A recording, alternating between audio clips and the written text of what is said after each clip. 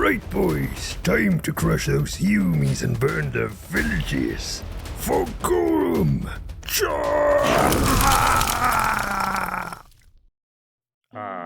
Another victory to the great and powerful wizard. Another victory to the psychic. There is no greater power than the depths of the subconscious. Well, knowledge is power. There is no greater knowledge than the books in my library. But can you predict the future? Predict the future? That's child's play for a wizard. Let me see. Here it is. I see me tripping on my robe. Ridiculous.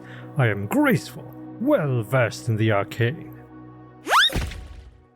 This proves nothing. Let's get geared up.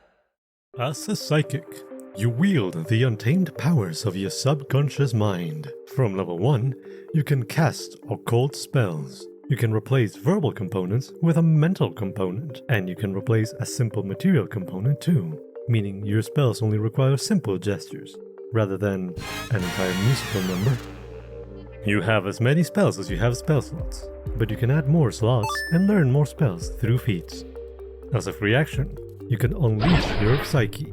You allow powers from the core of your consciousness to manifest. Depending on the source of your power, you also gain additional actions. After 2 rounds, your mind subsides, and you become stupefied 1 for 2 rounds. You can't unleash your psyche again for a bit, so don't strain your brain.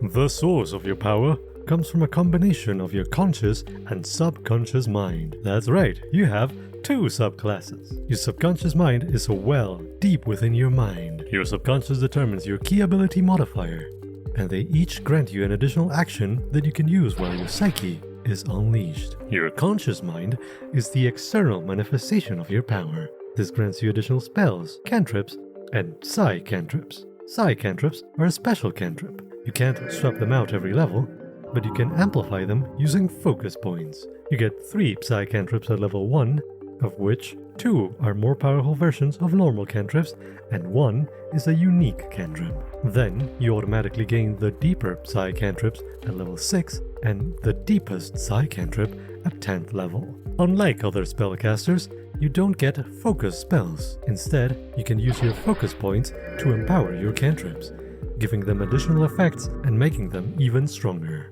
You can spend a focus point to apply an amp to a psi cantrip, a special effect based on your conscious mind. You start with 2 focus points, and you gain a 3rd at level 5. Like everyone else, you can't have more than 3, but you recover 2 every time you refocus. Exploring your mind can take many paths. Your subconscious takes many shapes. You can use emotions to unlock your powers, or to complement your abilities. Emotional acceptance focuses on the emotional parts of your subconscious. While your psyche is unleashed, you can use an action to give an ally a small boost or heal them. Gathered lore focuses on knowledge and thought. You memorize runes and magical words to bring your power forward. It's different from a wizard, I swear. While your psyche is unleashed, you can use an action to provide aid to an ally within 30 feet. You impart cryptic knowledge, which becomes clear in a moment of need. Perhaps your mind is more precise, focused. Precise discipline is the subconscious of order, organization. Your power comes from calculated, measured thoughts. While your psyche is unleashed, your mind calculates all possible dangers around you, giving you a bonus to AC. Or perhaps your subconscious is chaos. Imagination and dreams often come from freedom, and you learn how to turn reality into surreality. While your psyche is unleashed, your physical form becomes dreamlike, ethereal, and you are concealed until your next turn. Now that we explored the deep recesses of your mind, let's step back for a second and see your conscious self. You manifest your power through physical forms. This is your conscious mind. Your powers might manifest through touch, the power to move things with your mind. The distant grasp grants you telekinetic powers, so you may manipulate the world around you through your psychic abilities. You gain Mage Hand and Telekinetic Projectile as psi cantrips, and by amplifying them, you can shape the world around you, moving mountains or enemies shaped like mountains. Your powers might manifest through sight, the power to see through space and time, to see everything and everyone.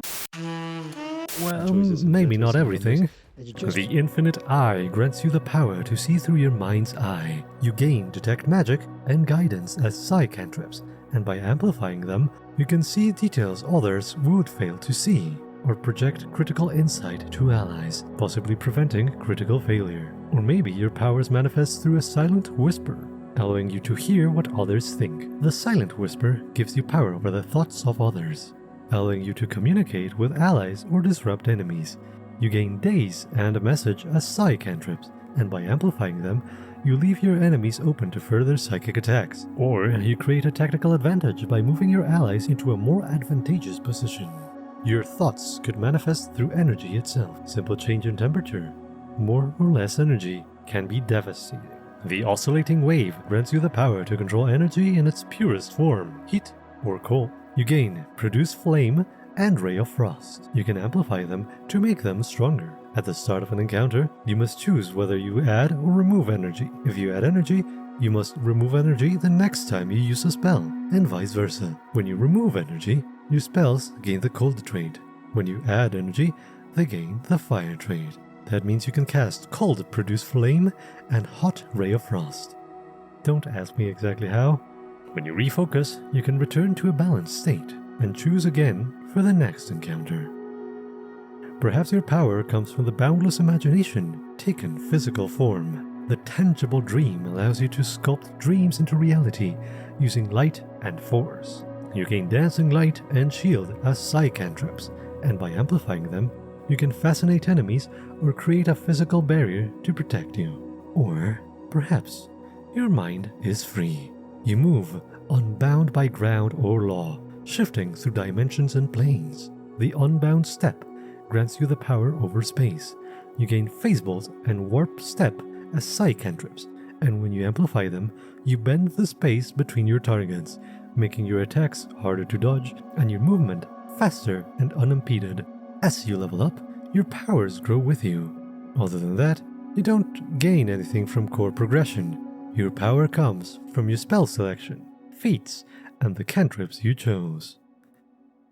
Here are a few sample builds. Focus on intelligence or charisma based on your subconscious mind, and constitution or dexterity to give your physical self more durability.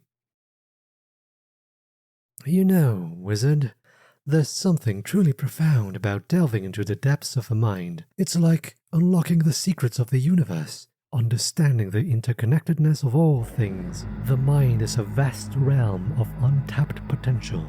Yes, the mind is a powerful tool, but it's not as straightforward as conjuring a fireball. Think of it as unlocking the doors of the uncharted realms of the psyche, where the power of intuition... Fireball.